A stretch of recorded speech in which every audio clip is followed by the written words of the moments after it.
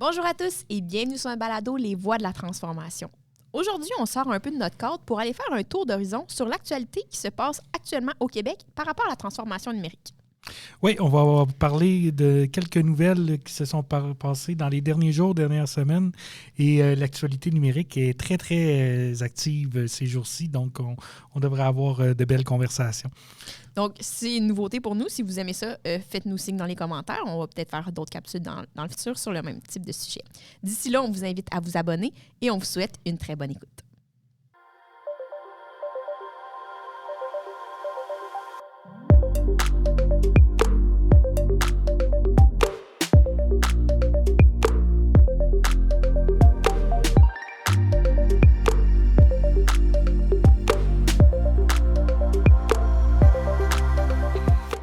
Jonathan, comme toujours, tu as fait la recherche au préalable pour me fider de l'information. Bon, il faut dire ici, là, Jonathan, il suit l'actualité pas mal plus que moi, mais je suis toujours curieuse de savoir ce qui se passe et on va pouvoir en discuter ensemble aujourd'hui. Donc, je te laisse le flambeau. Qu'est-ce qui se passe actuellement dans l'actualité au Québec par rapport à la transformation numérique? La première chose que je vais parler, c'est d'une étude qui vient de Manufacturiers et exportateurs du Québec. OK. Donc, on est notre sujet dada. Là, on est vraiment dans notre sujet dada. Donc, en fait, là, il y a plusieurs choses qui sont surprenantes dans cette étude-là. Globalement, il y a un constat, là, c'est le titre de l'article, là, c'est « Les manufacturiers se sentent oubliés ». Ça commence mal. Ça commence mal. Donc, en fait, là, c'est qu'il y a le 3/4 des dirigeants d'entreprise. 3/4. On parle 75 là. 75 qui estiment que les gouvernements ne comprennent pas la réalité du manufacturier. Donc, c'est vraiment quand même beaucoup. Puis le manufacturier, on va se dire, là, c'est quand même une grande majorité des entreprises au Québec. Hein? C'est beaucoup d'entreprises au Québec, puis c'est beaucoup de proportion du PIB, là, du produit intérieur brut. C'est 75 se sentent oubliés puis qui ont l'impression que le gouvernement ne comprenne pas. Ça fait beaucoup, surtout qu'on est en situation de crise. Là, on va parler là, de l'impact aussi de la crise dans l'étude. Et moi, celle-là m'a vraiment jeté par terre, cette statistique-là. C'est que parmi les résultats du sondage, 88 % estiment que le gouvernement devrait aider davantage le secteur. Là, pour les gens à la maison, là, je cligne des yeux, là, ça fait cling, cling, cling, cling, tu sais, petit... Non, mais 88 % des gens trouvent que le gouvernement... Ça, c'est quand même impressionnant, là, parce que si tu cherches actuellement le gouvernement, là, les subventions, il y en a plein. Il y en a encore et son contraire et plus. Là, oui, il y a l'offensive de transformation numérique, il y a ESSOR, il y a le programme fédéral PECAN qui est revenu. Non, c'est fou là, comment il y a de l'action. Là. Il y en a énormément. Mais là, si 88 % des entreprises considèrent quand même qu'ils devraient aider plus, c'est parce qu'ils ne savent pas que la subvention est présente. Est-ce que les démarches pour avoir les subventions sont trop compliquées, fait que ça les décourage d'appliquer? C'est quoi le frein, tu sais? Hey, je me rappelle plus quel épisode, mais il y a un épisode qu'on a fait récemment. Là, je crois que ça. On va le mettre en commentaire. On va le mettre en commentaire, l'épisode. Là. Justement, où il y avait, c'était ressorti que les entreprises avaient une méconnaissance des subventions qui sont disponibles sur le marché. Mais tu sais, ça me surprend pas en soi. Non. Mais c'est fâchant. C'est vraiment fâchant parce que, tu sais, je me questionne sur ces 88 %-là. Est-ce que c'est vraiment que le gouvernement n'aide pas davantage? Ou est-ce que, tu sais, si on met ça en relation avec la statistique précédente, que les aides sont pas bien orientées ou sont pas bien connues ou sont pas bien diffusées? Oui, c'est ça. Diffusées ou adaptées dans leur diffusion pour le manufacturier, tu sais. Oui, parce que là, ça, c'est mon côté que je suis plus l'actualité. Il n'y a jamais un gouvernement qui a fourni autant de subventions aux entreprises que le gouvernement qu'on a actuellement. Ouais. C'est énorme, la quantité d'argent qui sont injectés, qui sont mis à la disponibilité, qui ne sont pas nécessairement consommés, mais qui sont mis à la disponibilité des entreprises. Là. Mais ça, je suis sur la même longueur d'onde. Je suis comme moi, ayant mon passé un peu dans les subventions, puis toi aussi, je suis comme, il y en a, là, il y en a, puis ça devrait pas être le frein des entreprises d'aller de l'avant, là, de ne pas avoir de l'argent. Mais là, la source, qu'il faut se questionner, c'est est-ce qu'ils sont disponibles? Est-ce qu'ils sont accessibles? Est-ce que c'est clair? Est-ce que... Parce que j'ai l'impression, là, peut-être je me trompe, mais de mon expérience, c'est les gens qui ont de l'argent, comme les plus grandes entreprises ou qui ont des gens de structures, ils connaissent toutes, eux autres, les subventions. Eux autres, il y a des gens, ils payent des gens à l'interne et c'est ça, ou des consultants il en manque uniquement pas pour ça. Non. Les petites entreprises, pour qu'il y ait une petite subvention, là, même pas du même niveau, là, qui pourrait faire une énorme différence, eux autres, ils passent à côté. Comment ça, tu sais? Oui, bien, c'est... Mais ça revient à la statistique que tu as dit au début, là, 75 % qui se sentent oubliés. C'est peut-être pas quand que le gouvernement en soi les a oubliés. C'est peut-être que l'approche que le gouvernement utilise pour les atteindre n'est pas adaptée, tu sais. Oui. Et en fait, là, il y a l'autre statistique, elle n'est pas surprenante, là, considérant ce qui se passe avec les États-Unis, avec les tarifs là, des Américains. Ouais. C'est 44 % qui estiment qu'il y a un ralentissement au niveau de la dynamisation, du dynamisme du secteur de la fabrication. Donc, il y a un recul de ça. Oui. Puis ça, tu l'as bien dit, je pense qu'avec le contexte actuel de la politique Canada-États-Unis, ça vient faire un énorme poids sur nos entreprises, mais ça vient aussi démontrer qu'on est très dépendant. T'sais. Absolument. C'est niaiseux, mais je pense que on alimente beaucoup d'autres pays sans s'alimenter nous-mêmes, puis on consomme beaucoup d'ailleurs sans se consommer local. Oui. Là, on tombe dans un sujet complètement à part, mais la réalité, c'est que on pourrait potentiellement être bien plus autonome de notre côté sans être autant dépendant de d'autres facteurs politiques des autres pays, tu sais.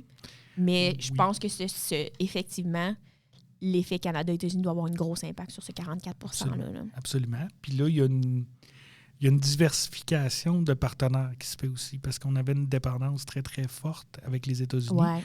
C'est important.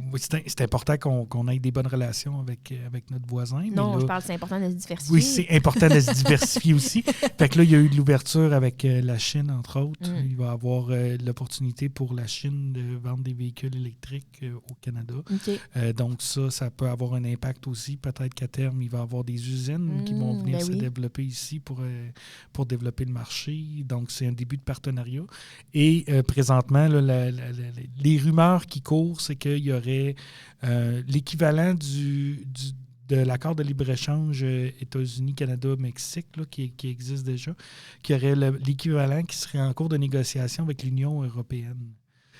Mais c'est bien de diversifier son portefeuille, je pense. Comme ça, tu es moins dépendant, puis ça vient aussi moins jouer sur les risques de cette dépendance là, dans le futur. On ne sait jamais ce qui va se passer. Là. Absolument. Fait que ce 44 %-là, il est pas surprenant, mais il y a peut-être des choses qui s'en viennent là, qui vont redynamiser le secteur. Puis tu sais, ça revient à comme... Tu sais, c'est comme pendant la pandémie. Ça a été comme une crise. Oui. Mais les entreprises qui étaient le plus résilientes, qui ont réussi à comme le plus s'adapter au changement, je me rappelle des entreprises qui ont complètement changé leurs produits pour répondre à des besoins actuels de la santé, les masques, les visières, etc. Bien, c'est ces entreprises-là qui se démarquent. Fait que là, à grande échelle, de diversifier son portefeuille de clients ou de partenaires, ça vient diminuer ton risque de dépendance à des entreprises. Absolument. Absolument. La prochaine statistique... de la même étude. Là. On est toujours dans la même étude. Et là, on parle de la relève de la main-d'œuvre. C'est 77 % des entreprises sont inquiètes de la relève pour la main-d'œuvre. Ah, puis moi aussi, je serais inquiète. Fait qu'il y a beaucoup, tu sais, il y a eu... on est en plein milieu là, de la vague du départ des baby boomers. Oui, c'est inquiétant. Qui quittent vers la retraite. Et lorsqu'on parle de relève, parce que là, c'est vraiment écrit, c'est vraiment nommé relève et disponibilité. Donc, quand on parle de relève, c'est souvent les gens vont quitter, mais ils vont quitter avec une expertise qui est difficile à retrouver ou à reconstruire. Donc, il y a la notion de disponibilité dans le sens que il faut remplacer les gens qui quittent. mais il y a une notion aussi de remplacer l'expertise, le savoir-faire. Donc, ça, c'est un enjeu là, vraiment encore critique là, pour les entreprises. OK. Ouf.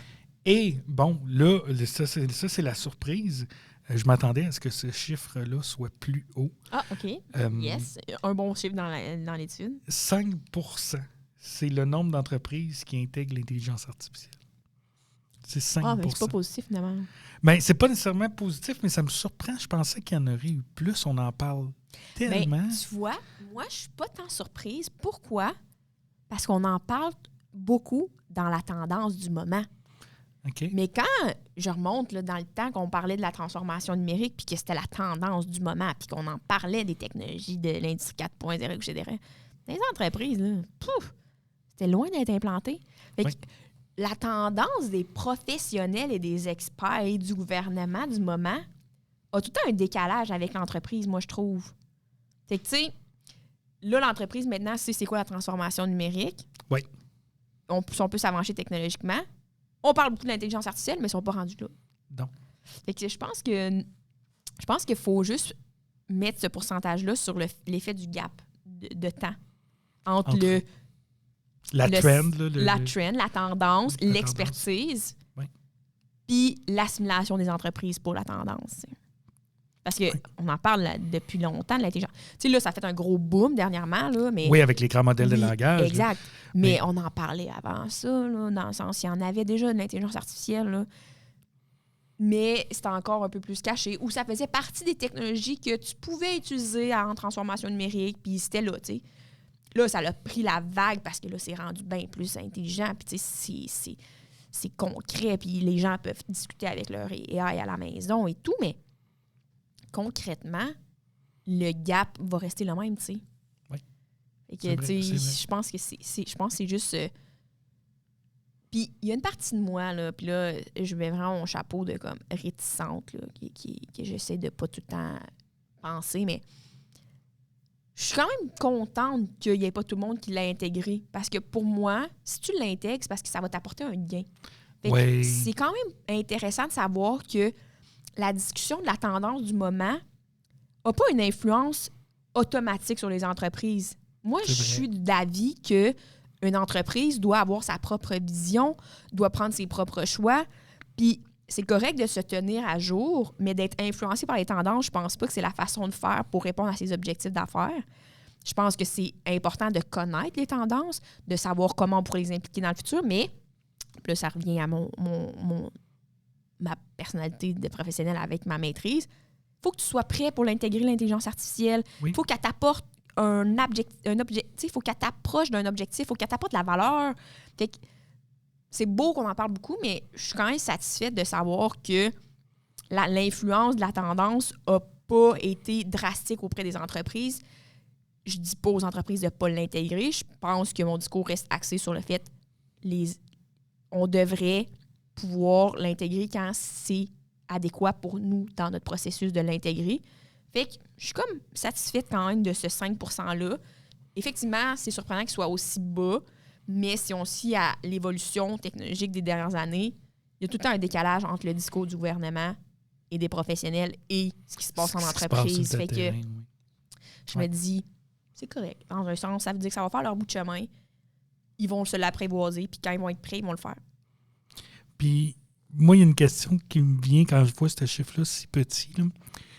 Je me demande si on questionnait tous les employés des entreprises, là, si ce chiffre-là ne serait pas plus gros, s'il n'y en a pas qui s'en servent, que les gestionnaires sont pas au courant encore. Parce que, mais peut-être que concrètement, ils sont au courant, mais vu qu'ils ne payent pas la licence, ils disent qu'ils ne l'utilisent pas, mais que l'employé, lui, de son côté, il l'utilise quand même. Là, Peut-être que ça, c'est... Puis tu sais, ça, concrètement, je pense que le chiffre est différent, mais, par exemple, moi, là, dans mon quotidien, je l'utilise un petit peu au travail, mais c'est pas le main core de mon approche encore. Contrairement, par exemple, à mon conjoint qui l'utilise abondamment parce qu'il est dans un domaine où c'est beaucoup plus applicable, tu sais. Oui. Moi, je serais portée à dire non, j'utilise, mais je répondrais non en tant que question. Mon conjoint, il répondrait oui, tu sais. Fait que, tu sais, je pense qu'effectivement, s'il tirait à la source, peut-être qu'il y a plein de monde qui disait ben oui, je l'utilise. Mais là, après ça, c'est le niveau de pertinence. Fait que, tu sais, pour moi, si l'entreprise répond qu'elle l'utilise pas, c'est parce que pour elle, pour ses processus actuellement, il n'y a rien qui a été ancré avec l'intelligence artificielle, tu sais. Puis je pense que la statistique fait quand même son sens. Là, oui. Là, on va faire un saut. Un saut. Un saut. On va sortir du manufacturier parce que je vais juste aller rechercher mon article pour être sûr de citer les bonnes choses, mais on peut pas parler d'actualité dans le numérique ces temps-ci sans parler du dossier santé numérique qui est en cours de déploiement. Oui, on va sortir du manufacturier, mais c'est... je pense que tu vas avoir mal à tout ce qui est adhésion, gestion du changement. Là. Ça va faire très, très mal. Je vais juste y aller en deux temps. La première, je vais parler de... en fait, c'est celui qui était ministre de la cybersécurité et du numérique, Gilles Bélanger. OK. Il y a environ, je dirais à peu près 2 semaines de ça, lui a lancé un signal d'alarme et il a nommé qu'on n'était pas prêt pour mettre en place le dossier santé numérique. Et pour mettre les gens en perspective, le dossier santé numérique va être en déploiement. Si je ne m'abuse, c'est le 8 ou la fin de semaine du 8-9 mai. Donc, c'est quelque chose qui s'en vient très, très rapidement et ça va être mis en place dans deux CIUS. Là, les CIUS qui sont les centres intégrés universitaires de santé et de services sociaux. Là. Et dont, entre autres, là, moi, ça me concerne, ça me touche un peu plus parce que je le connais. Là, c'est le CIUS, dans la région, oui. Le CIUS MCQ, là, qui est Mauricie, centre du Québec. Et ce CIUS-là, c'est un monstre. Là. Ça part de Latuc, puis ça va jusqu'à Drummondville. Là, pour donner une idée géographiquement, là, c'est vraiment un monstre. Et ce que Gilles Bélanger a amené comme point pour nommer... L'ancien ministre. Là. L'ancien ministre... Puis on va expliquer après là, qu'est-ce qui s'est passé, pourquoi il n'est plus ministre. J'espère que pas parce qu'il a sonné la cloche. Certainement pas parce qu'il a sonné l'alerte. Là. Certainement pas. Mais ce qui est le plus intéressant, c'est les points qu'il a amenés pour nommer qu'on n'était pas prêt. Parce que sinon, tu sais, on peut juste... moi, là, tu me les as pas dit encore. Là. Non. Puis avec ma suivi de l'actualité, je ne le sais pas. Là. Mais ça veut dire que lui, à titre de ministre, on va dire comme professionnel, OK? Oui. Il s'est senti responsable de sonner la cloche puis de mentionner « on n'est pas prêt oui. ». Ça, moi, pour moi, là, c'est un gros thumbs up. Là. Dans le sens, pour moi, là, c'est genre je te félicite de ne pas me faire crasher dans un mur. Là, oui, absolument. Je te laisse continuer. Absolument. Le premier point, c'est un point très important qu'on risque de couvrir dans nos prochains balados. Moi, je veux le couvrir absolument, c'est la souveraineté numérique. OK. C'est que... au moment où on se parle, les données vont être hébergées par une compagnie américaine. Et là, ce que ça implique, c'est que nos données seront peut-être potentiellement hébergées au Canada. On ne sait pas exactement où ils vont être hébergés, mais potentiellement vont être hébergés aux États-Unis. Et il y a une loi américaine qui est passée il n'y a pas très longtemps qui permet au gouvernement américain de demander aux entreprises d'accéder aux données même si les données ne sont pas hébergées en sol américain. Juste parce que c'est l'entreprise américaine qui les possède. Exactement. Donc ça devient un enjeu critique parce qu'on s'entend, c'est l'ensemble de données de santé des Québécois là, qui sont là-dedans. Donc, c'est un signal d'alarme. C'est le premier signal d'alarme qui a été donné. Qui est très fondé. Là, qui est très fondé. Donc, ça, c'est la première chose qui est importante. Et comme je dis, il faudra en discuter de la souveraineté numérique. C'est un dossier... Je garde ça. c'est un dossier tellement, tellement important. Puis c'est un dossier qui concerne les entreprises aussi. Ouais. Et le deuxième signal d'alarme, et celle-là, ça me touche particulièrement. Puis là, c'est là qu'on va peut-être parler de gestion du changement. C'est que le logiciel n'est pas encore traduit en français. Attends. On va implanter quelque chose en OSIUS ici au Québec. Oui. Qui est en anglais? Oui. Oh, c'est intéressant. Et il y a des histoires parce que le système a été implanté dans d'autres pays qui ne parlaient pas anglais. Donc? Et il y a eu des problèmes de traduction. Des problèmes, qu'est-ce que tu veux dire? Genre, il y a eu des problèmes, c'était mal traduit ou les délais de traduction ont été tellement longs que ça a causé des problèmes? Les deux. Ouais, c'est intéressant. Les deux, mais c'est que au niveau...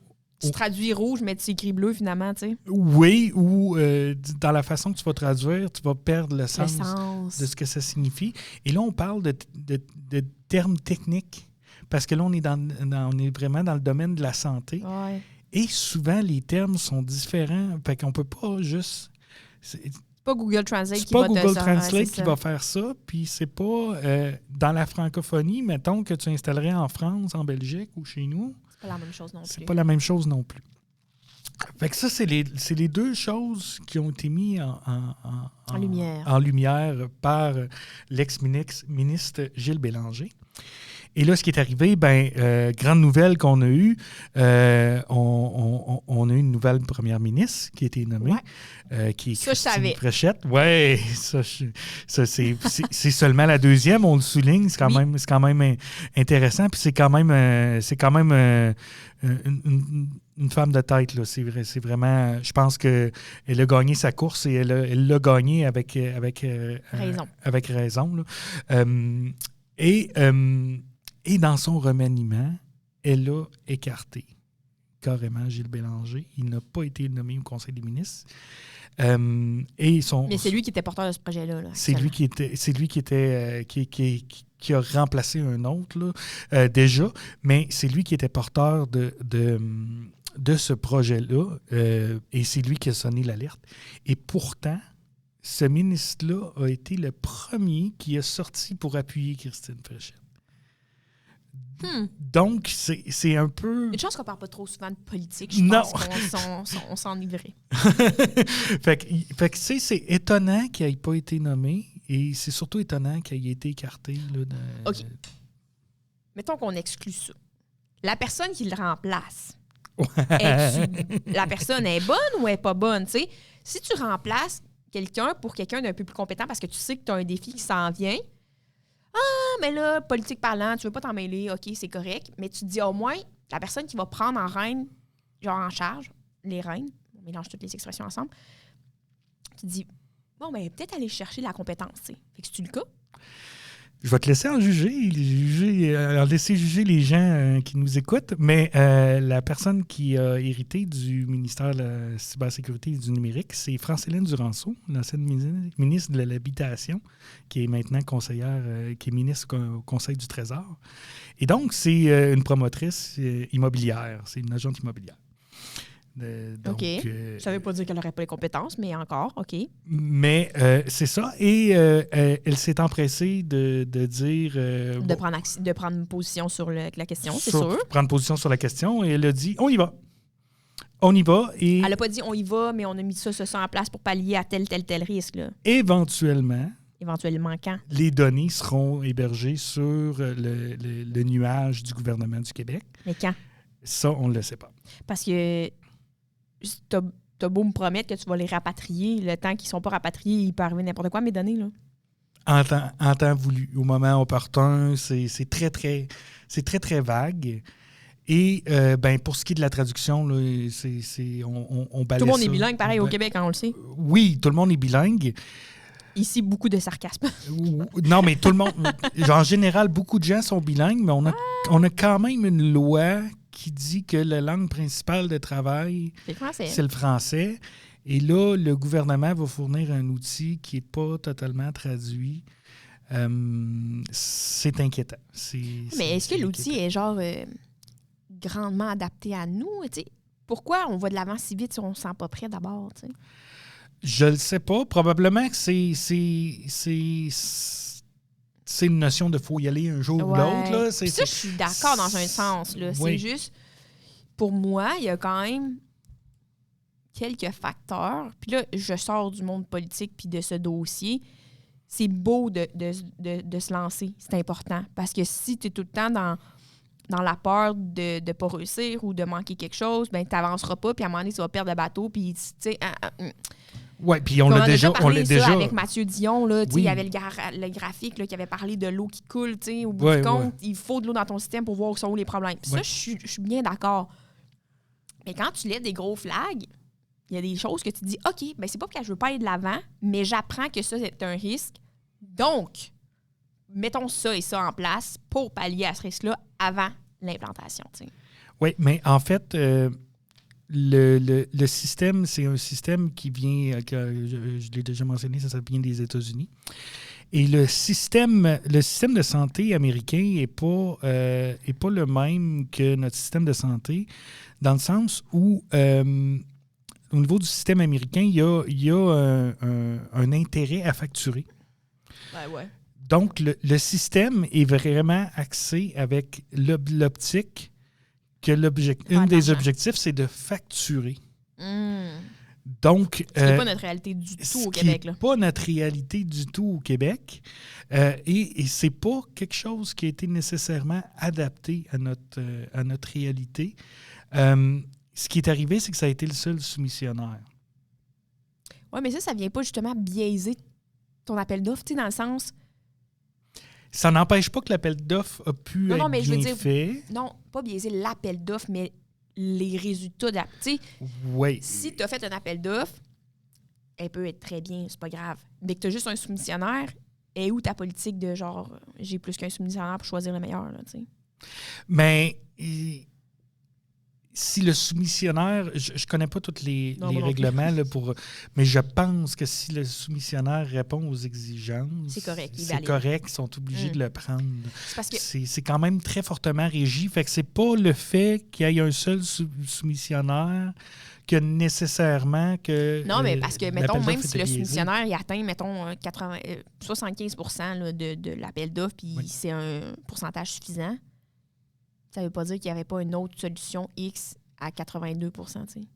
Non. Mais là, je remonte dans ma tête, OK, je retombe un peu dans notre gaga, qui est comme, mettons, on reprend les ERP, là, des systèmes en entreprise, plus souvent vus en manufacturier, mais X. Il y en a 1001, là, des ERP. Oui. Puis, il y a le fameux, le gros, là, qu'on entend souvent parler, là, SAP, qui est vraiment comme beaucoup implanté.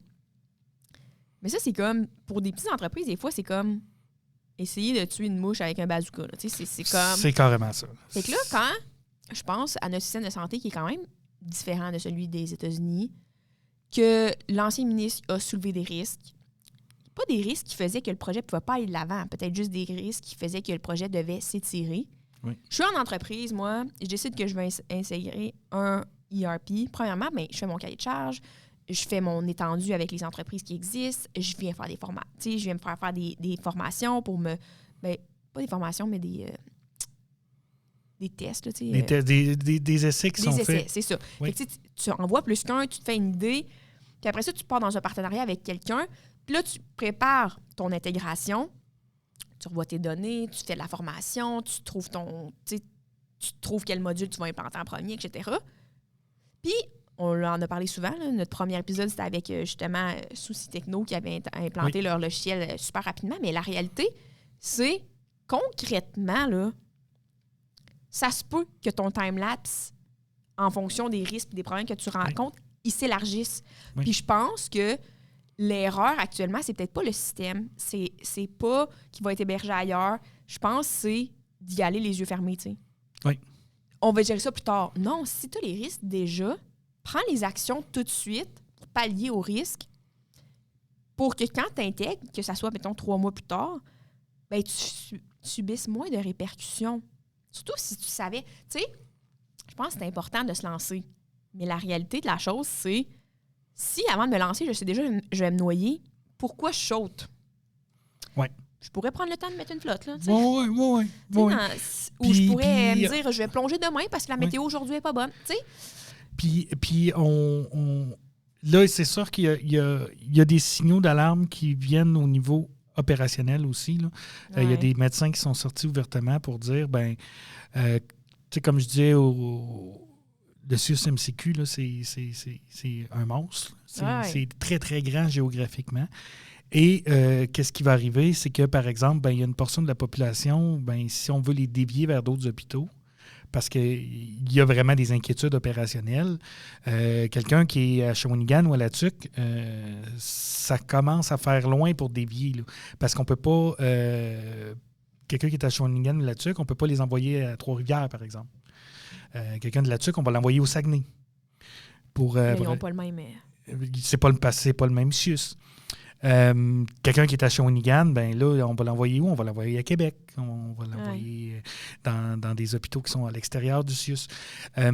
Fait que ça, c'est vraiment un enjeu et ils vont faire... Le déploiement va être, comment je pourrais dire ça, donc, total. Dans le sens que c'est tous les hôpitaux, tous les CLSC. Il n'y a pas de copilote, genre dans l'hôpital de Shawinigan. Non, hein? non, c'est tout le monde en même temps. Intéressant. Fait que c'est ça. Fait que il y a des... Ils vont en avoir des feux, mon Dieu de bon Dieu. Oui, il y en a déjà. C'est une autre histoire. Mais c'est sûr qu'il va en avoir. Puis, tu sais, c'est comme une médecin a dit là, sur les réseaux sociaux, a dit si vous avez un ongle incarné, attendez une semaine. venez pas nous voir parce que, je veux dire... Ils vont être en surcharge. Ils vont être en surcharge. Mais ça, c'est... Pour moi, c'est quand même un peu négligent de faire ça. Ben, c'est que... tu sais, la question, c'est toujours c'est une gestion de risque. Là. La question, c'est est-ce qu'on va être capable de vivre avec les conséquences des risques qu'on a pris. Là. Fait que, tu sais, on joue avec la santé des gens. Mettons, là, je retourne à mon ERP. Là. Quand je fais mon Go Live, là, souvent, là, j'ai même pas tous les modules activés là, parce que je veux être capable de comme m'adapter puis répondre. Ça sera jamais parfait un Go Live. On le sait, puis ça, c'est bien correct. C'est du logiciel, puis c'est bien normal. Mais la réalité, c'est que je peux me donner les meilleures chances pour pas être enseveli de genre de délai, d'appel. Tu sais, si à titre d'ERP, je me dis, je vais implanter mes 3 premiers modules qui sont tout un peu interreliés, puis on va de l'avant, on fait mon Go Live, on pallie ça pendant 2-3 semaines, 2-3 mois, dépendamment de la grandeur de ton entreprise. Go après ça. Mais tu sais, là, tu me dis, on va faire un Go Live dans tous les hôpitaux du Suisse MCQ en même temps, puis on va espérer se croiser les doigts, puis tout va bien aller, tu sais. Tout va mal aller. On le sait, on peut le dire, c'est un fait. Tout va pas bien aller, c'est sûr. Parce que les imprévus de logiciel, c'est grandiose. C'est un nouveau système, le monde ne le connaît pas, il est en anglais, ça va rajouter des délais. Fait que là, qui va subir ça au bout du compte? Ben, c'est les usagers, là, tu sais. Oui. Fait que je comprends le médecin qui dit « venez pas si vous avez un ongle incarné », mais... Ben oui. Mais la réalité, c'est... Ben, mon ongle incarné me fait quand même mal, puis où je suis supposée aller? Je suis supposée aller à l'hôpital quand j'ai pas de médecin de famille. Fait que je fais quoi maintenant? Là, je tourne en rond, là? Oui. Fait que c'est un petit peu le topo de ce qui s'en vient avec le dossier santé numérique. Là. C'est pas mal ce qui occupe l'actualité. Une chance, je lis pas l'actualité, mais finalement. Oui, ben on pourrait couvrir plein en tout cas, on souhaite le meilleur. Mais on souhaite le meilleur. Tant qu'à faire, on espère que ça... On va dire ça de même. On espère que par rapport à cette implantation-là, ils en apprennent assez pour répondre assez rapidement aux problématiques, c'est ce qu'on souhaite. De calmer la tendance de ce logiciel, puis que ça vienne apporter le bienfait qu'ils recherchent, tant qu'à faire. Oui. Parce qu'on s'entend, il faut que ça se fasse. Il faut que ça se fasse un jour ou l'autre. C'est peut-être des signaux d'alerte, là, comme on en discute, c'est peut-être des signaux d'alerte qui sont assez critiques pour repousser un délai. Mais c'est ça. Je te dis pas repousse-les dans 3 ans. Repousse-les quand tu auras comme une vraie réponse qui n'est pas « on gérera ça plus tard ». Oui, c'est ça la réponse présente. Si plus tard, tu anticipes de l'héberger sur le serveur du Canada, ben dans combien de temps? Si c'est dans 3 mois, parce qu'il faut que tu revoies un peu ton infrastructure, retarde dans 3 mois. Oui. Tu sais? Mais je pense qu'on l'ignore dans quel délai ça va se faire. Puis plus on va être avancé dans le projet, évidemment, plus les changements vont être difficiles à faire. Fait que voilà. Fait que c'était les nouvelles du jour. La grosse nouvelle là, avec l'étude que j'ai mentionnée au début. Là, ça fait vraiment un bon tour d'horizon. On voit que dans le milieu manufacturier, il y a vraiment une insatisfaction. Oui. Fait que ça peut permettre au gouvernement de se poser la question de on a beaucoup d'argent, pourquoi ça ne les touche pas? Pourquoi ils ne se sentent pas interpellés par ces aides-là? Absolument. Puis pour l'autre, ben, ça nous apprend 2 choses.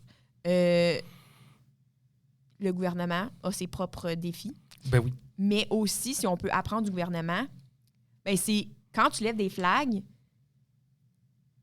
la gestion de risque mène souvent à une action qui va retarder ton processus, mais retarder une implantation ne veut pas dire un échec, c'est peut-être même une façon de favoriser le succès futur. Absolument. Fait que je pense que pour les entreprises, avec les technologies dans l'ère du numérique et tout, c'est important que vous vous posez la question, est-ce que j'ai les reins?